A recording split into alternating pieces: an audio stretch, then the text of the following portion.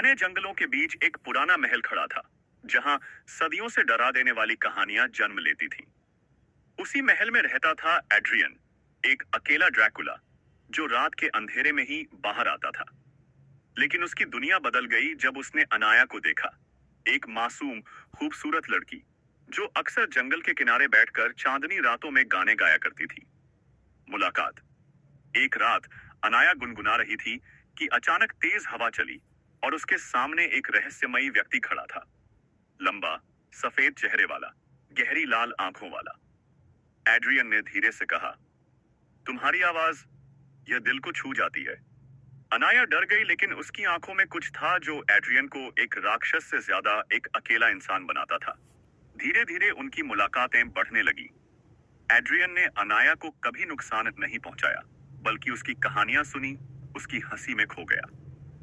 एक दिन अनाया ने एड्रियन से पूछा, तुम हमेशा रात में ही क्यों आते हो?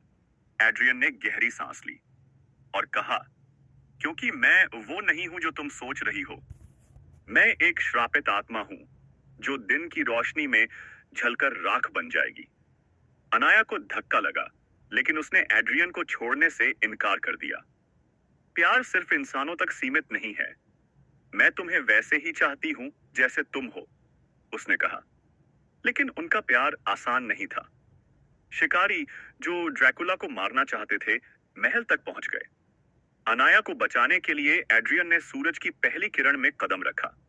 उसका शरीर जलने लगा, लेकिन उसने आखिरी बार अनाया की आंखों में देखा और मुस्कुराया। अनाया की चीखों के बीच एड्रियन राख में बदल गया, लेकिन उसके लबों पर आखिरी शब्द थे, मैं हमेशा तुम्हारे साथ रहूंगा। उस दिन के बाद जब भी चांदनी रात होती, लोग कहते कि जंगल में कोई किसी लड़की के गाने के साथ हल्की हल्की सरगोशियां करता है। शायद वो एड्रियन ही था, जो अपनी प्रेमिका की आवाज में आज भी खो जाता था। वीडियो को लाइक करें और चैनल को सब्सक्राइब करें, ताकि मैं ऐसे प्यारे प्यारे वीडियो आपके लिए लाता रहूं।